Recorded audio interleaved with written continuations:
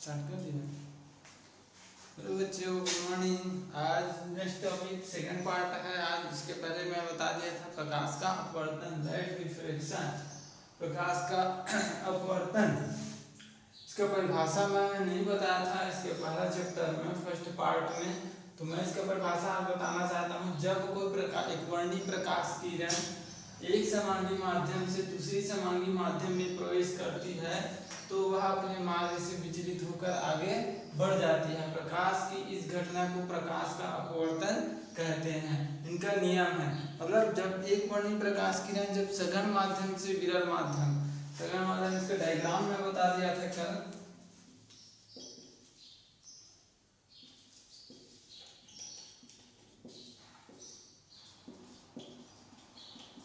जब कोई एक वर्णीय प्रकाश किरण एक माध्यम से दूसरे माध्यम, सघन माध्यम से विरल माध्यम, एक समांगी माध्यम सघन माध्यम से विरल माध्यम में प्रवेश करती है। ए बी देखिए, माना कि पी क्यू जो है या ए बी जो है प्रकाश किरण, मान लीजिए बिंदु ओ है और ये निर्गत किरण P Q, A B C D, C D जो है निर्गत किरण है। आपतन कोण थीटा आई और अपवर्तन कोण आर। ए बी आपतित किरण है और बिंदु सी और डी ये निर्गत किरण है। जब कोई एक वर्णीय प्रकाश किरण सघन माध्यम से विरल माध्यम या एक समांगी माध्यम से दूसरी समांगी माध्यम में गमन करती है तो वह अपने मार्ग से विचलित होकर आगे बढ़ जाती है। प्रकाश की इस घटना को प्रकाश का अपवर्तन कहेंगे। इनका दो नियम है। पहला नियम, प्रकाश किरण सदैव एक समांगी माध्यम से दूसरी समांगी माध्यम में प्रवेश करनी चाहिए, मतलब सघन माध्यम, और दूसरा जो माध्यम है वो विरल माध्यम। दूसरा जो क्या है, आपतित प्रकाश किरण तथा निर्गत किरण व अभिलंब। ये आपतित प्रकाश किरण ए बी, वेक्टर ए जो है आपतित प्रकाश किरण, आपतित प्रकाश किरण ए बी, और सी डी वेक्टर सी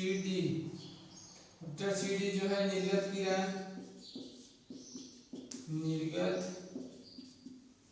किरण ये, और बिंदु ओ, जो बिंदु ओ है, बिंदु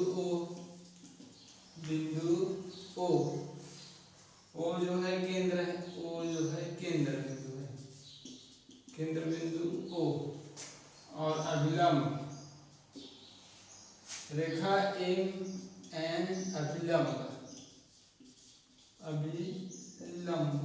देखिए एम एन अभिलंब और ए बी आपतित किरण, सी डी जो है निर्गत किरण, ये तीनों एक ही तल पर एक ही बिंदु ओ पर स्थित होना चाहिए। ये प्रकाश का अपवर्तन का घटना है।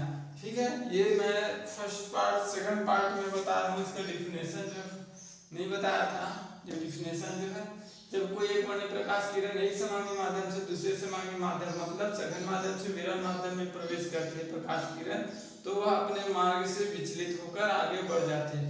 ये ध्यान रखना, जब कोई प्रकाश किरण सघन माध्यम से विरल माध्यम में जाती है तब वह अभिलंब से दूर हटेगी। ठीक है, आपतन के पश्चात अभिलंब से दूर हटती है। यदि इसको अपोजिट कर दिया जाए, विरल माध्यम को ऊपर सघन माध्यम को नीचे, तब क्या होता है, प्रकाश किरण अभिलंब की ओर झुककर चलता है। ये सदैव ध्यान रखना। सघन माध्यम से विरल माध्यम प्रवेश करती है तो अभिलंब से दूर हटेगी निर्गत किरण, और यदि विरल माध्यम से सघन माध्यम में प्रवेश करेगी तो आपतित किरण जो है, निर्गत किरण जो है अभिलंब की ओर झुककर चलती है। ये हो गया प्रकाश का अपवर्तन की घटना का नियम और उनका परिभाषा।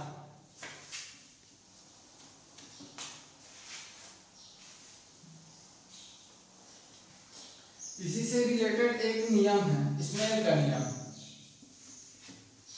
जिसको अपवर्तनांक कहते हैं। अपवर्तनांक कहा जाता है।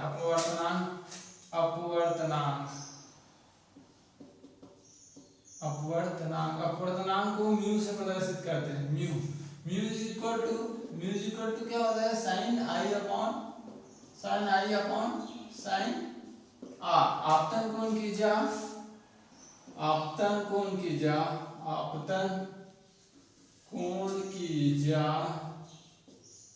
बटे अपवर्तन कोण की जा अपवर्तन कोण की जा के अनुपात को हम अपवर्तनांक कहते हैं। Mu is equal to sine i upon sine r. आपतन कोण की जा और अपवर्तन कोण की जा के अनुपात को हम क्या कहते हैं? अपवर्तनांक। अपवर्तनांक को म्यू से प्रदर्शित करते हैं, या इसे स्नेल का नियम, स्नेल का नियम स्नेल का नियम कहते हैं।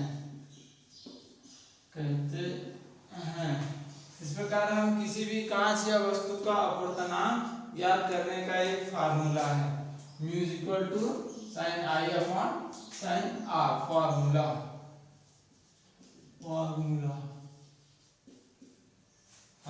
अपवर्तनांक बराबर होता है sine i upon sine r. जैसे कांच हीरे का अपवर्तनांक कितना होता है? 1.45। कांच का अपवर्तनांक और हीरे का अपवर्तनांक 1.45।